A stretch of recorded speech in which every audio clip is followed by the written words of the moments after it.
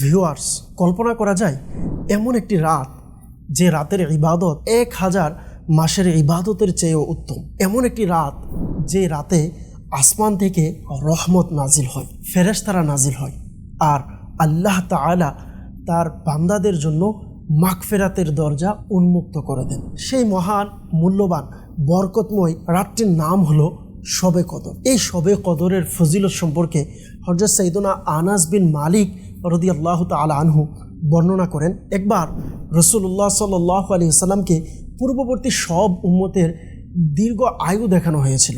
তখন তিনি লক্ষ্য করলেন যে তার উম্মতের আয়ুষ্কাল তুলনামূলকভাবে অনেকটাই কম। এতে নবী করিম সাল্লাল্লাহু আলাইহি ওয়াসাল্লাম চিন্তিত হয়ে পড়লেন। এই ভেবে যে আমার উম্মতের আয়ুষ্কাল কম হওয়ার কারণে পূর্ববর্তী সব উম্মতের মতো এত বেশি নেক আমল করার সুযোগ পাবে না, তখন আল্লাহ তাআলা তার প্রিয় হাবিব সাল্লাল্লাহু আলাইহি ওয়াসাল্লামকে এমন এক বিশেষ নিয়ামত দান করলেন যার মাধ্যমে এই উম্মতও অগণিত সওয়াব অর্জন করতে পারবে, আর তা হলো শবে কদর, যা অন্যান্য উম্মতের 1000 মাসের চেয়ে উত্তম। শবে কদরের ফজিলত সম্পর্কে নবী করিম সাল্লাল্লাহু আলাইহি ওয়াসাল্লাম ইরশাদ করেছেন, যে ব্যক্তি ঈমান ও ইখলাসের সাথে শবে কদরে ইবাদত করবে তার পূর্ববর্তী গুনাহসমূহ ক্ষমা করে দেওয়া হবে। এই হাদিসের ব্যাখ্যায় হাকিমুল উম্মত মুফতি আহমদ ইয়ার খান রহমাতুল্লাহি তাআলা আলাইহি অত্যন্ত চমৎকার একটি বিষয় উল্লেখ করে বলেন, রমজান মাসে রোজার বরকতে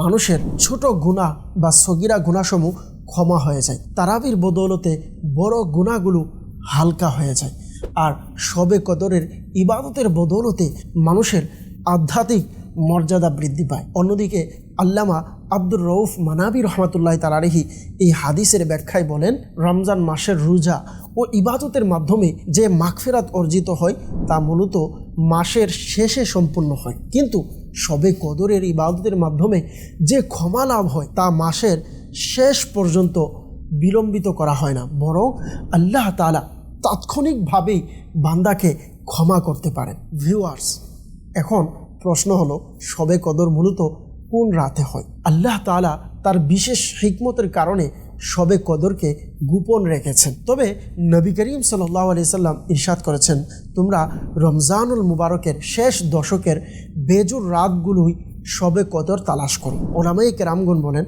যদিও শবে কদরের নির্দিষ্ট রাত নির্ধারণের ব্যাপারে বুজুর্গানে দিন, মুফাসসিরিনে কেরাম, মুহাদ্দিসগণের মধ্যে কিছু মতভেদ রয়েছে, তবু অধিকাংশ আলিমদের মত হলো রমজান মাসের 27তম রাতেই শবে কদর হওয়ার সম্ভাবনা সবচেয়ে বেশি।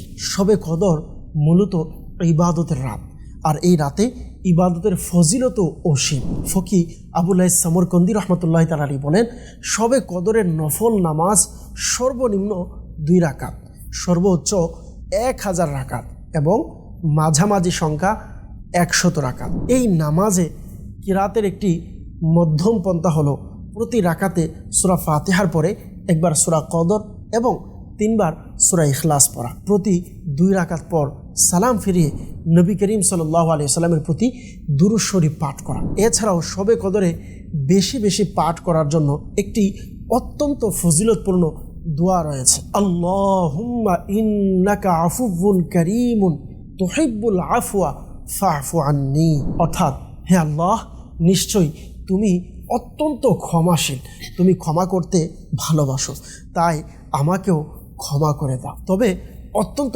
দুঃখজনক বিষয় হলো, কিছু হতভাগা মানুষ এমনও রয়েছে যারা এই বরকতময় রাতেও মাগফিরাত থেকে বঞ্চিত থাকে।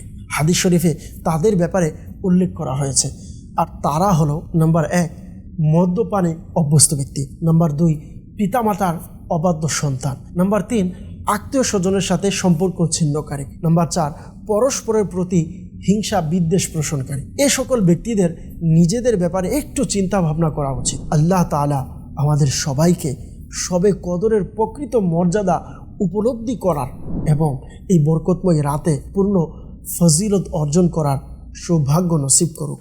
আমিন।